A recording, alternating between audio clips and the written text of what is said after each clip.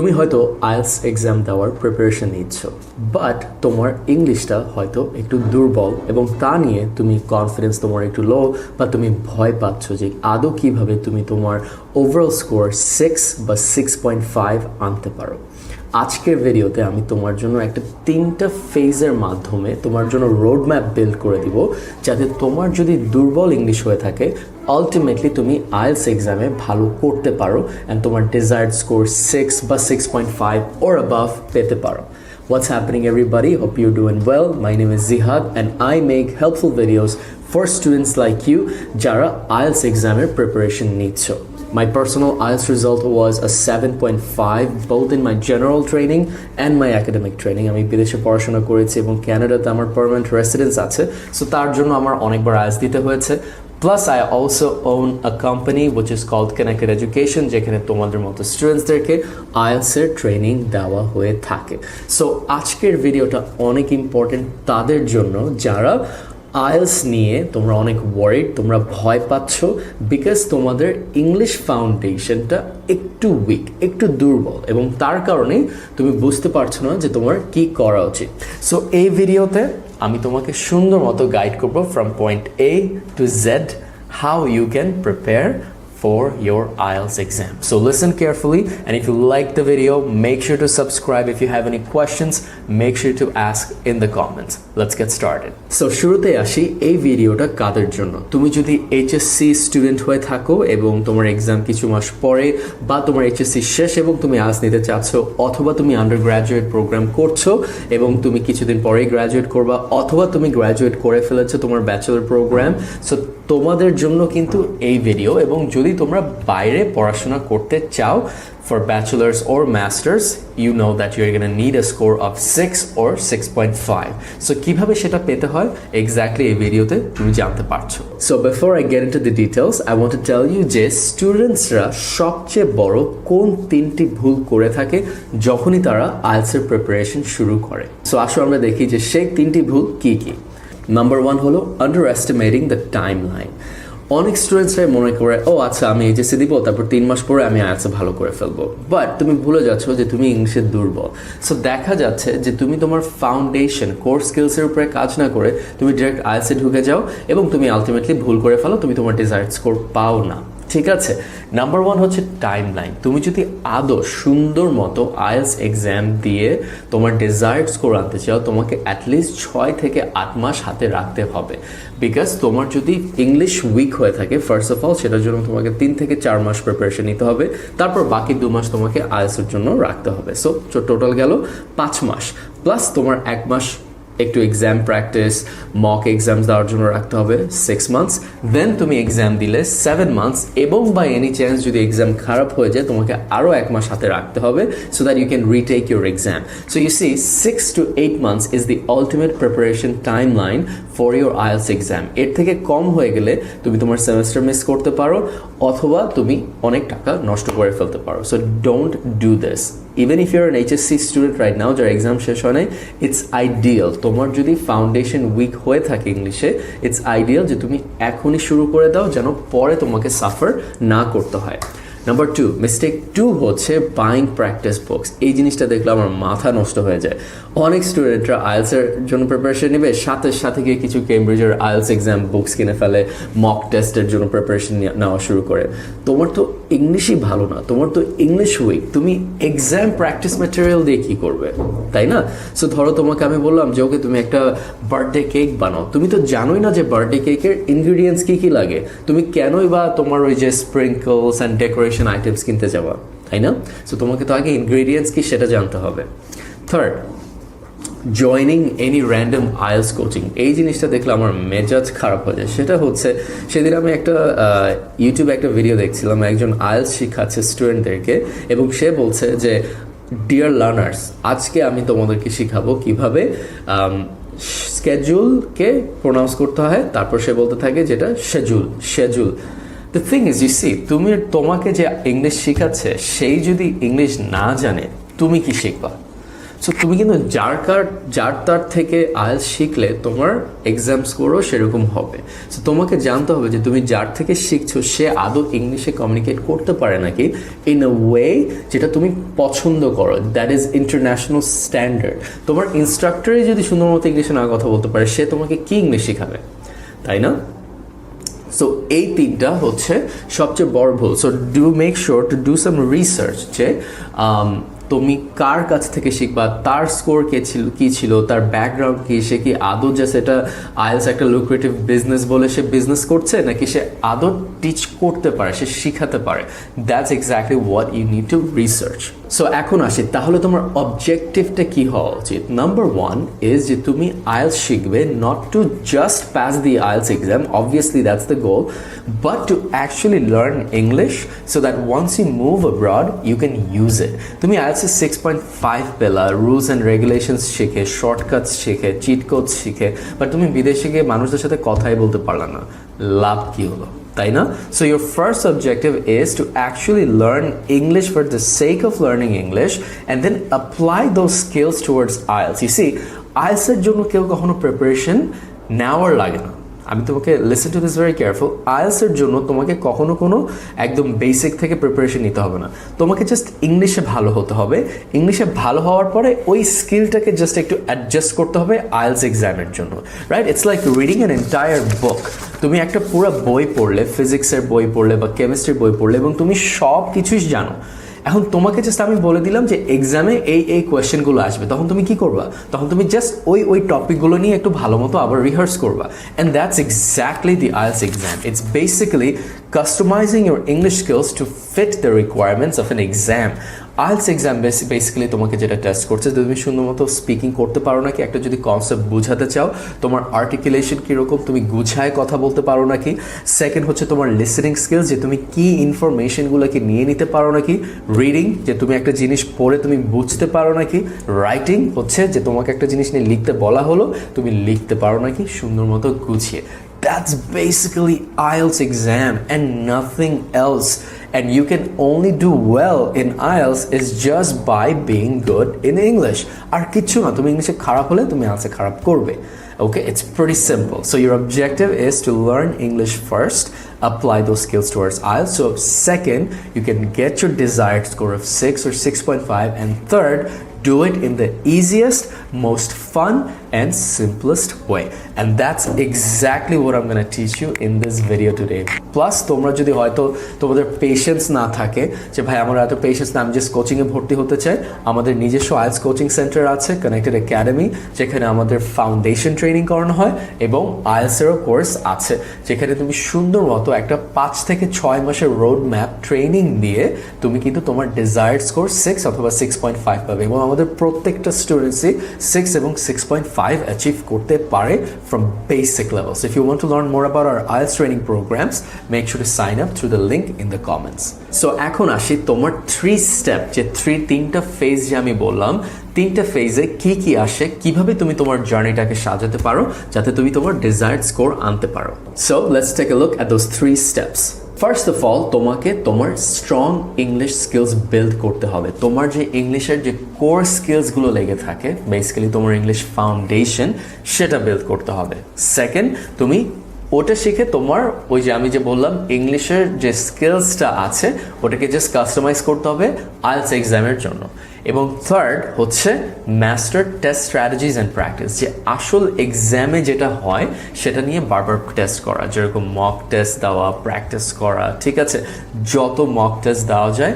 এবং এক্সামের যে হ্যাবিটসগুলো বা স্ট্র্যাটেজিসগুলো ইউজ করা লাগে বা শর্টকাটস বা চিট কোডসগুলো লাগে, সেগুলো এই ফেজে আসে, ঠিক আছে। ইউ সি, স্টুডেন্টসরা যেটা করে থার্ড ফেজটাকে ফার্স্ট ফেজে নিয়ে চলে যায়, যেটার জন্য ওদের ক্ল্যাশ হয়ে যায় লার্নিং স্ট্র্যাটেজিতে। So the first thing you got to do is build your strong English foundation. Second, basically craft them towards or basically polish them for the IELTS exam. And third, keep on practicing and apply some advanced strategies.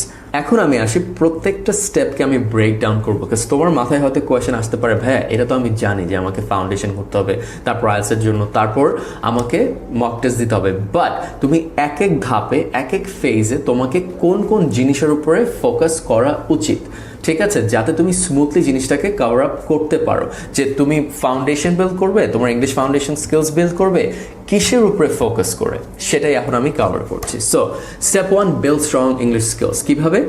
First of all দেখো, তুমি যখন ছোটবেলায় বাংলা শিখেছো, তুমি কিন্তু grammar দিয়ে শুরু করনি। তুমি কি করতা? তুমি জাস্ট মানুষের কথা শুনতা এবং ওটাকে মিরর করেও তুমি বলে বলে নিজেই শিখে গেছো। তুমি চিন্তা করো, তুমি কি বাংলার যে গ্রামারটা আছে, ব্যাকরণ, তুমি কি সব কিছু এটার ব্যাপারে জানো? কিছুই জানো না। কিন্তু দেখো, তুমি কিন্তু বাংলায় প্রত্যেকদিন সুন্দর মতো কথা বলছো, লিখতেও পারবে, শুনতেও পারবে, বলতেও পারবে, তাই না? সো ইংলিশটাকে যদি তুমি এভাবে শিখো, the same way you learn Bengali as a kid, it will be much faster for you to learn, much easier for you to learn, and also you can apply those skills just the same way you can apply Bengali language in your day to day conversations. ঠিক আছে? So first of all তোমার ফাউন্ডেশনটাকে দাঁড় করাবো, কারণ foundation না দাঁড় করলে কিন্তু যেরকম একটা বিল্ডিংয়ের ফাউন্ডেশন যদি উইক হয়, বিল্ডিংটা কিন্তু আলটিমেটলি পড়ে যাবে। সো তোমার ফার্স্ট জিনিসটা যেটা করতে হবে, স্পিকিং এবং লিসেনিংয়ের উপরে ফোকাস করতে হবে। কেন? বিকজ ছোটোবেলায় তুমি আগে কি করেছো? তুমি আগে শুনেছো, তারপর বলেছো। সেম ওয়েতে স্পিকিং এবং লিসেনিং দিয়ে তুমি শুরু করবে, not writing or not reading. Okay? So স্পিকিংয়ের মধ্যে কোন কোন জিনিসের উপরে তোমার ফোকাস করা উচিত? Number 1, confident introductions. তোমার সম্পর্কে আগে বলো, আমার নাম কি, আমি এটা করি, আমি এটা খাই, আমার ডেইলি লাইফস্টাইল এরকম। ঠিক আছে? Simple introductions, you have to master this. ঠিক আছে? অ্যাগেন, এখন আমি তোমাকে যেটা শেখাচ্ছি সেটা হচ্ছে দ্য ফিলসফি। অবভিয়াসলি আমি তোমাকে যদি এখন ক্লাস নিয়ে এটা 1-2 ঘন্টার ভিডিও হয়ে যাবে। সো তোমাকে আমি যেটা শিখিয়ে দিয়েছি যে তোমার কোন কোন জিনিসগুলোর উপরে ফোকাস করতে হবে in the foundation stage. So স্পিকিংয়ের under first of all introductions, তারপর প্রোনাউন্সিয়েশন, যে কীভাবে একটা জিনিস প্রোনাউন্স করবে উইথ ফ্লুয়েন্সি, তাই না? সো এটাকে কিভাবে করে? By shadowing techniques. How do you do that? Is by watching TV shows that you look up to and all that stuff. ঠিক আছে? একটা সেলিব্রিটি কীভাবে কথা বলছে তাকে মিরর করো, শ্যাডো করো। হ্যাঁ, তারপর তুমি তোমার ফ্রেন্ড সার্কেলদের সাথে ছোটোখাটো ইংলিশ কনভারসেশনে যাও, কিছু রোল প্লে করো। রোল প্লে মানে কি? ধরো যে তুমি একটা চাকরির জন্য অ্যাপ্লাই করছো, তুমি ইন্টারভিউয়ের সাথে কথা বলছো, তার সাথে কিভাবে কথা বলবা সেটা একটা রোল প্লে করো, বা তুমি একটা ডেটে আছো, ওইটাকে রোল প্লে করো। ঠিক আছে? Learn common expressions like idioms and phrasal verbs. What are idioms? Idioms are basically figures of speech. ঠিক আছে? যে sorry, I feel a bit under the weather today, মানে কি আমার জ্বর হয়েছে। বা আরেকটা হতে পারে যেরকম don't beat around the bush, cut to the chase, মানে কি গেট টু দ্য পয়েন্ট। ঠিক আছে? তারপর হতে পারে that's just a piece of cake, that's a piece of cake, মানে কি it's very easy, right? So staff like that. তারপর also while you're speaking and listening, also make sure to get used to accents, যে different মানুষের accent কী কী এবং ওটা বোঝার চেষ্টা করবে। সো সেম কাইন্ড অফ লিসেনিংয়েও তোমার same strategy, basically watch movies, ঠিক আছে, listen to podcast, and you know don't watch boring stuff, watch stuff that you look up to. একটা মুভি যেটা তুমি দেখে মজা পাও, বা তুমি সকার দেখে মজা পাও, সকার রিলেটেড ধরো ইন্টারভিউজ দেখো, ঠিক আছে, টক শোজ দেখো, বা তুমি একটা স্পেসিফিক টেকনোলজি নিয়ে ইন্টারেস্টেড, সেটা নিয়ে তুমি ব্লগস শুনো বা পডকাস্ট শুনো। ঠিক আছে? So anything that you enjoy, use that, not like BBC অথবা newspapers। ঠিক আছে? এসব দিয়ে কোনো লাভ হয় না। So only listen to stuff or expose yourself to stuff that you enjoy. Okay? So একটা জিনিস যেটা আমি বলতে চাই, speak without focusing on grammar।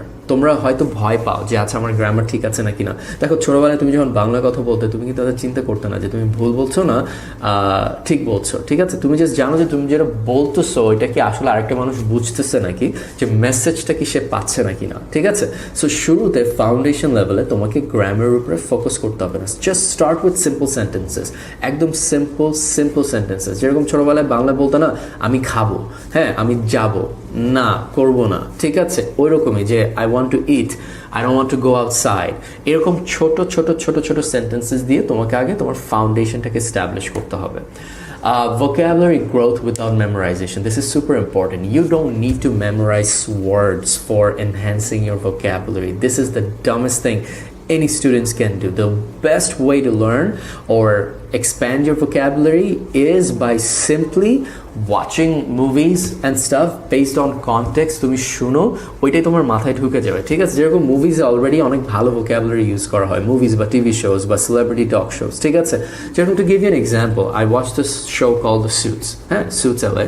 তো সেখানে একটা সিচুয়েশন ছিল যেখানে একটা লয়ার আরেকটা লয়ারকে বলছে, হে তুমি আমাকে তোমার সিক্রেটসে ঢুকো, আমি জানতে চাই তোমার এই জিনিসের সিক্রেটসটা কি।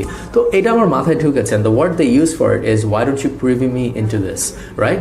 Why don't you privy me into this, PRIVY, privy me মানে let me in on your secret, যে তুমি আমাকে বলো, আমি জানতে চাই তোমার এই সিক্রেট সম্পর্কে, রাইট?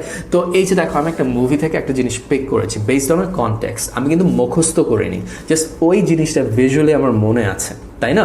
সো তোমাকে কিন্তু এভাবে ডেইলি কনভারসেশনস থেকে, daily speech, movies and exposure থেকে কিছু জিনিস তুমি কনটেক্সচুয়াল বেসিসে তুমি পিক করবে এবং সেটাই তুমি আলটিমেটলি ইউজ করবে। তোমাকে 1000টা কমপ্লেক্স ওয়ার্ড জানতে হবে না, জাস্ট 2-3টা কমপ্লেক্স ওয়ার্ড জানলেই হবে। ফর এক্সাম্পল, আমি যেরকম বলি যে that schedule was taxing on my body, right? That schedule was taxing on my body. Taxing means that had a heavy impact, ঠিক আছে?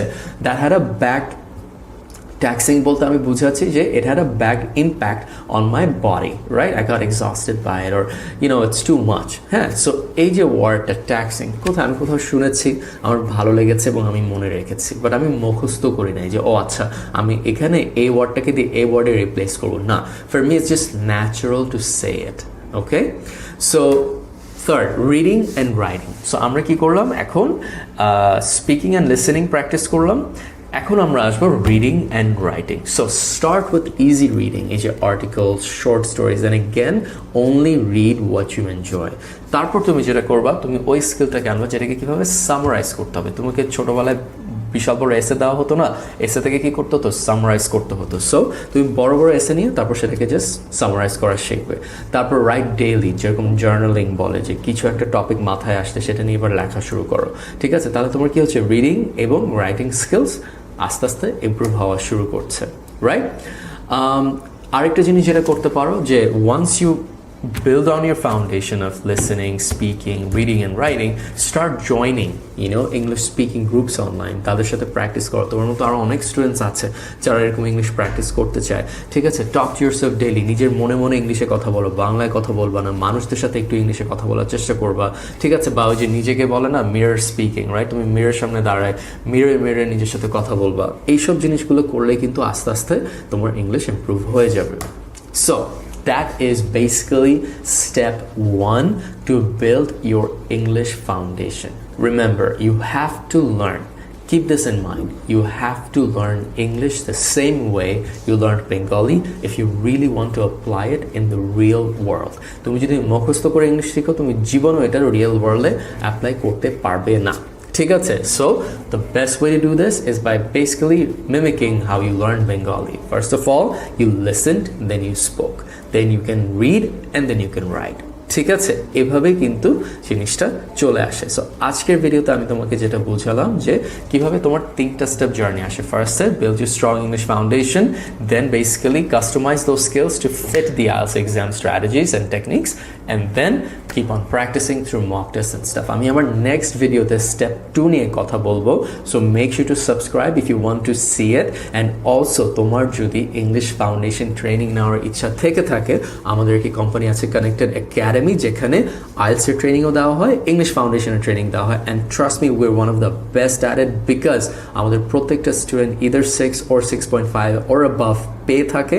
এবং আমাদের সবচেয়ে ইউনিক যে ব্যাপারটা, যে ওয়াই উইয়ার ডিফারেন্ট, সেটা হচ্ছে আমাদের ক্লাসরুমে কখনো 10 জনের বেশি স্টুডেন্ট থাকে না। আমাদের ইনস্ট্রাক্টরস, একটা কোর্সে তুমি 2টা পাবে ইনস্ট্রাক্টর, একজন বাংলাদেশি ইনস্ট্রাক্টর প্লাস একজন আমেরিকান ইনস্ট্রাক্টর। আমাদের আমেরিকান ইনস্ট্রাক্টর তোমার প্রত্যেক সপ্তাহে আনলিমিটেড স্পিকিং সেশনস হোস্ট করে থাকে, যাতে তুমি বিদেশি স্টাইলে তুমি ইংলিশ কথা বলতে পারো। এবং আমাদের বাংলাদেশি ইনস্ট্রাক্টর আছে যার score over 8, and they are here to make sure যে তুমি বাংলাদেশি কনটেক্সটে তুমি ইংলিশ শিখতে পারো। প্লাস আমাদের প্রত্যেকটা স্টুডেন্ট 6 বা 6.5 পেয়ে থাকেন। আলটিমেটলি আমাদের ক্লাসেস হচ্ছে হাইব্রিড বলতে তুমি চাইলে বাসা থেকেও ক্লাস করতে পারো, তুমি আমাদের যেরকম ট্রেনিং ইনস্টিটিউট হচ্ছে ঢাকায়, তুমি যদি চিটাগাংয়ে থেকে থাকো তুমি চিটাগাং থেকে ক্লাস করতে পারো, অথবা তুমি যদি চাও যে আচ্ছা আমি মাঝে মধ্যে ক্লাসে আসতে চাই, মাঝে মধ্যে বাসা থেকে করতে চাই, তুমি সেটাও করতে পারছো। All just to make sure that you can learn English in a convenient, simple and fun way. Trust me, we have some of the best workshops to make sure you have fun. আমাদের স্টুডেন্টসরা অনেক মজা করে, they love our services. So if you want to learn more about our English foundation and IELTS training programs, make sure to sign up through the link below. Trust me, you will love it. And that being said, আমি তোমাদেরকে next ভিডিওতে দেখবো যেখানে আমি phase 2 কিভাবে IELTS এর জন্য preparation নিতে হবে সেটা নিয়ে কথা বলবো। That being said, আশা করি এই ভিডিওটা তোমার ভালো লেগেছে, and ভালো লেগে থাকলে make sure to show some love in the comments and let me know. Take care and I will see you in the next video.